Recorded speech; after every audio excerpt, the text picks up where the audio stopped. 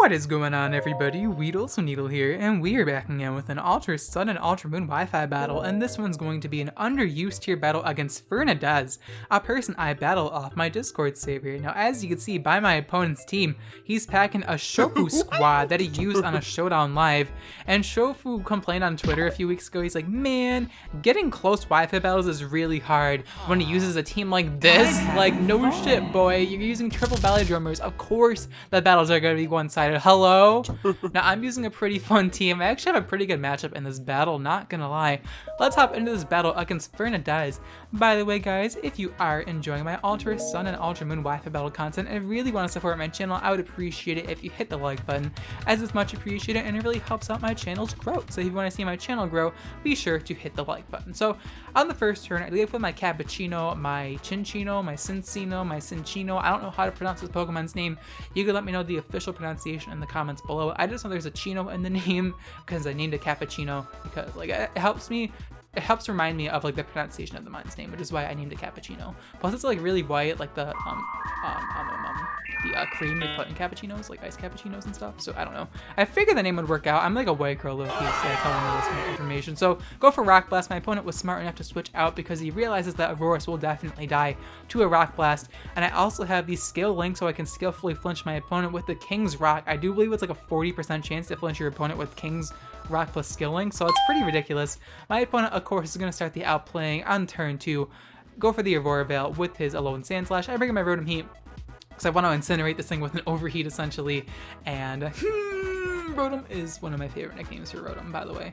My opponent's going to bring back out the Winter Breeze, which it was a pretty good play. In hindsight, clicking Overheat here was actually a really bad play because my opponent has Azumarill and Como, both which you can easily set up on a Rotom Heat, locked into Overheat because I am Choice Scarf Rotom Heat, and it could have just gotten a free Belly Drum off, so that would have been really detrimental to me, but thankfully, he's prioritizing his Stealth Rocks over his Belly Drum Sweeper, so I'm not complaining. Now I'm going to bring my Fortress, and the reason why I nicknamed this thing Fortress is because I was just sick of getting swept in the underused tier in Showdown, so I decided to test out Red Card Fortress, and it actually works out a lot better than you think it does, to be honest with you. Now my opponent's going to switch out and bring in the Rub My Belly, the Como, as he's going to, be shiny, pretty cool, shiny. A lot of people don't like shiny Como, but I think it looks fine. I mean, its coloring kind of strange, but I mean, it's grown on me. Then again, I did shiny hunt for Hakomo like back in the day, so that's probably why I like it so much, but I think shiny Como is pretty cool looking. My opponent's going to go for the substitute.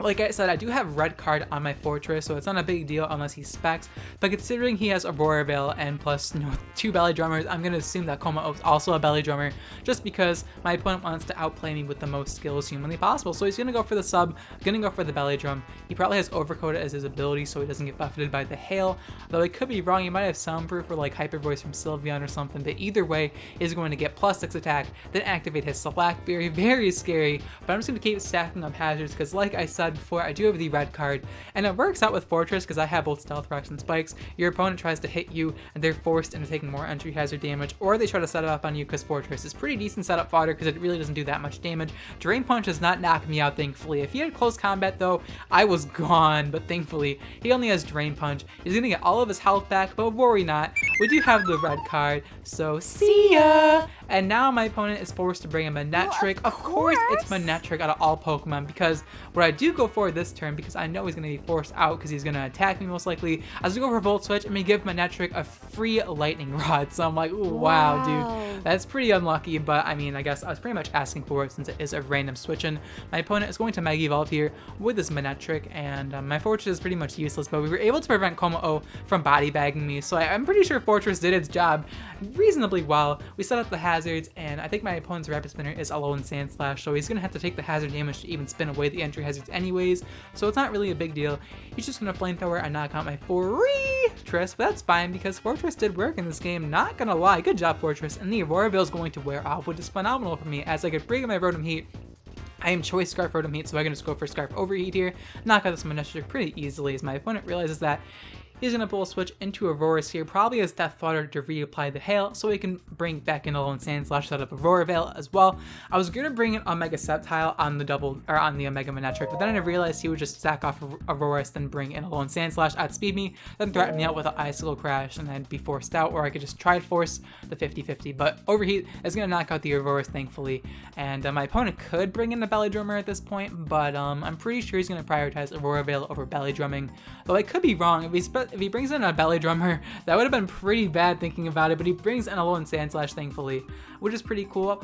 I mean, if he did bring in Azumarill there, I do have my Mega Sceptile who does quad resist Aqua Jet, so Azumarill doesn't have the greatest matchup in this game, thankfully, which is pretty good, but now I'm going to bring back in my Cappuccino. My opponent's going to go for the Aurora Veil.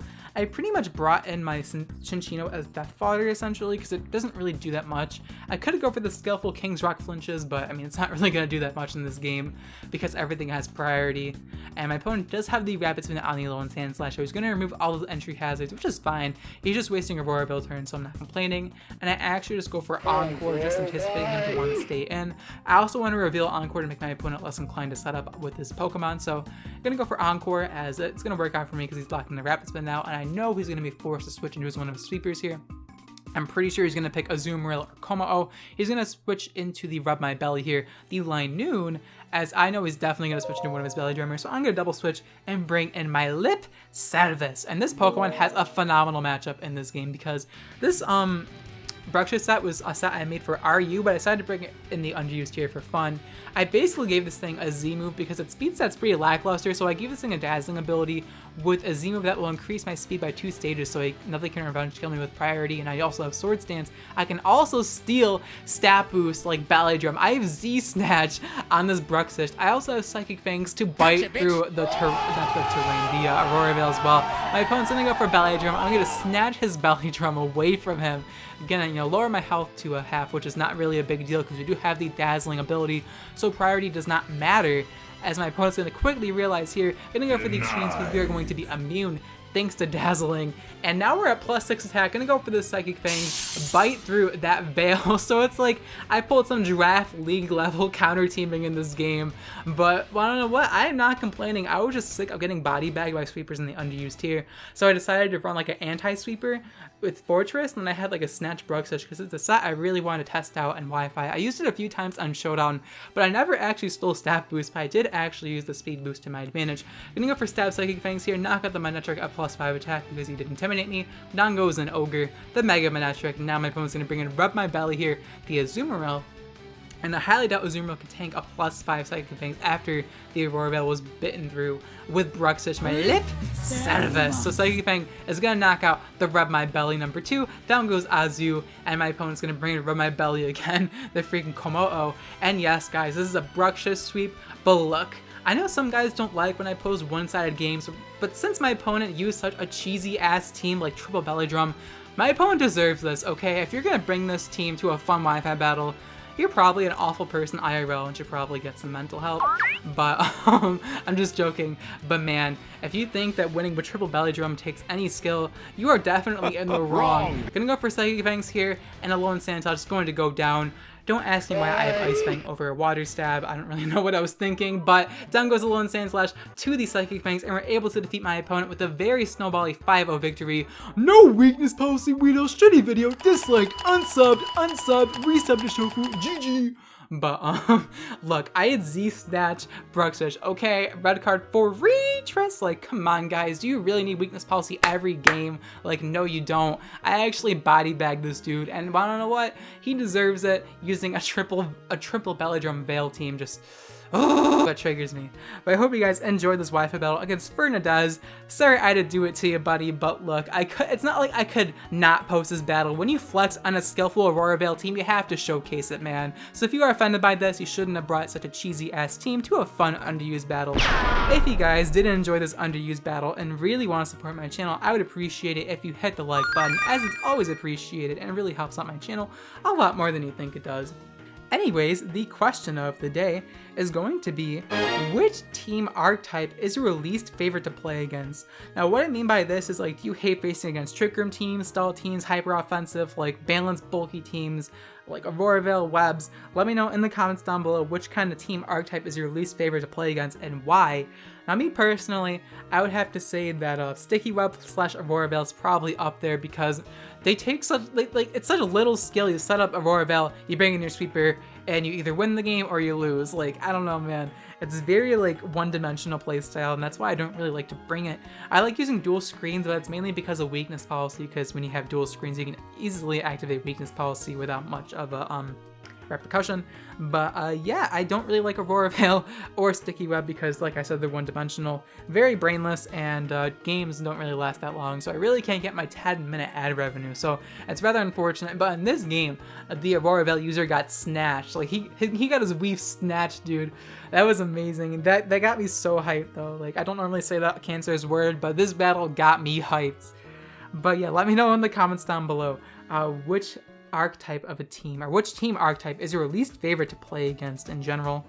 But of course, thank you guys so much for watching till the end of the video. I'll check you guys next time. Bye.